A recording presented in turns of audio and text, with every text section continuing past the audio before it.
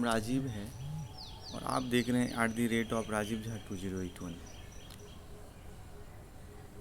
Actually अभी Nifty 22,680 के round में खड़ा है और अभी ऐसा लग रहा है कि मार्केट में अब धीरे धीरे ये युद्ध जो है वो कम होता जा रहा है और ट्रम्प साहब बहाने ढूंढ रहे हैं युद्ध से निकलने का।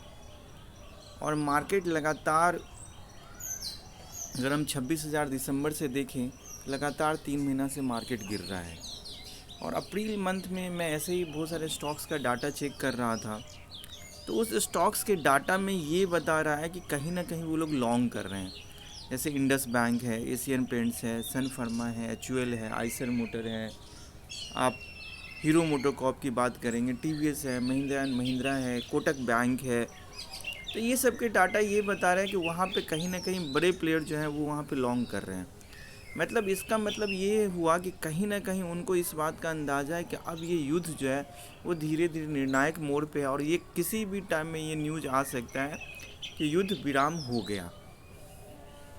तो अगर ऐसा होता है तो मार्केट भागेगा, बट ऐसा नहीं है कि मार्केट अभी तुरंत 26,000 चला जाएगा। मार्केट 26,000 इसलिए नहीं जाएगा क्योंकि तेल की कीमत बढ़ी है, उस चीज़ों को स्टेबलाइज होने में टाइम लगेगा। अभी इन्फ्लेशन इंक्रीज हो चुकी होगी, जो डाटा जो अब आएंगे उसमें, तो उसको लेकर के आरबीआई अभी रेट ऑफ इंटरेस्ट कम नहीं करेगा।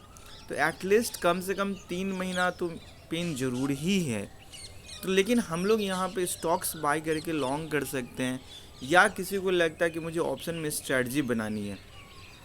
तो अभी अप्रैल का 23,500 का जो कॉल है वो है 316 रुपये पे, और 23,800 का जो कॉल है उसकी कीमत है 217 रुपये 80 पैसा।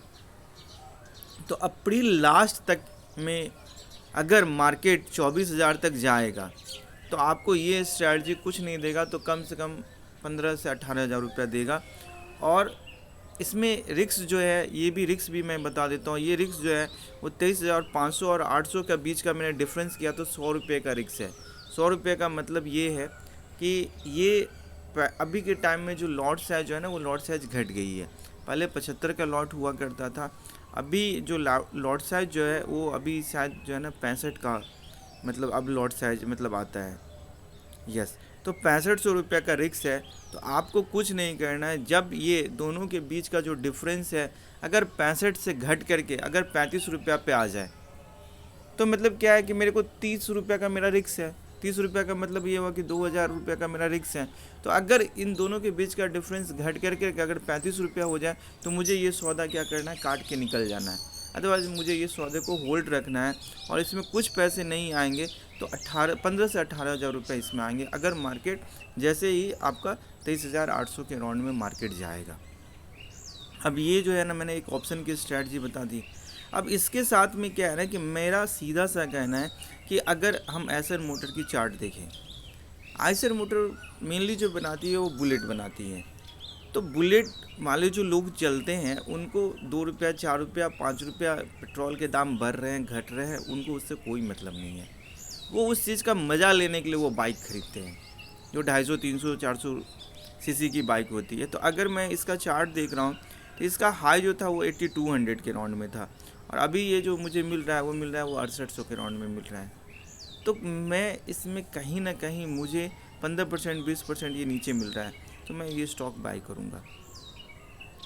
अगर आप बात करोगे हीरो मोटोकॉर्प की, तो हीरो मोटोकॉर्प को मैंने 2024 में मैंने सबको दीपावली के टाइम में बोला था, उस टाइम में ये 4,000 रुपये के राउंड में था। मैंने उस टाइम में ही बोला था कि आप इसको बाई करिए। इसलिए बाई करिए, कारण उसका क्या था कि उस टाइम में जो आपका बाहर का जो हार्ले डेविडसन है उसके साथ में इसने करार किया था।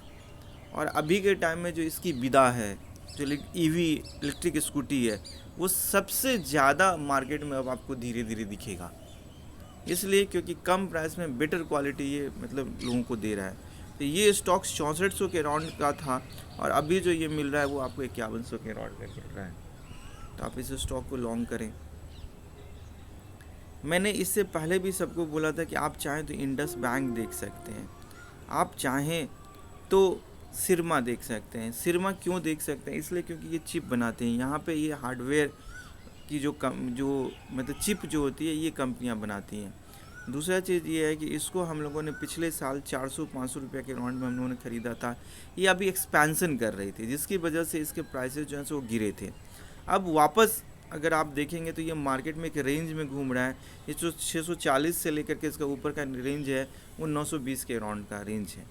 अब धीरे धीरे मार्केट जो है ना ये ऊपर की ओर जाएगा, और मार्केट जैसे ही इस रेंज को तोड़ेगा तो सीधा इसका मतलब ये है कि ये आपको 1100 से 1200 रुपये तक ये जाएगा। तो आप इस स्टॉक को देख सकते हैं। इसके अलावा मैंने सबको बोला था कि अगर आप एशियन पेंट्स की बात करेंगे, अगर तेल की कीमत गिरेगी तो सबसे ज़्यादा अगर बेनिफिट होगा वो पेंट कंपनियों की होगी। तो आप चाहें तो आप एशियन पेंट्स पे नज़र रख सकते हैं, आप चाहें तो इंडिगो पेंट्स पे नज़र रख सकते हैं, आप चाहें तो बर्जर पेंट खरीद सकते हैं।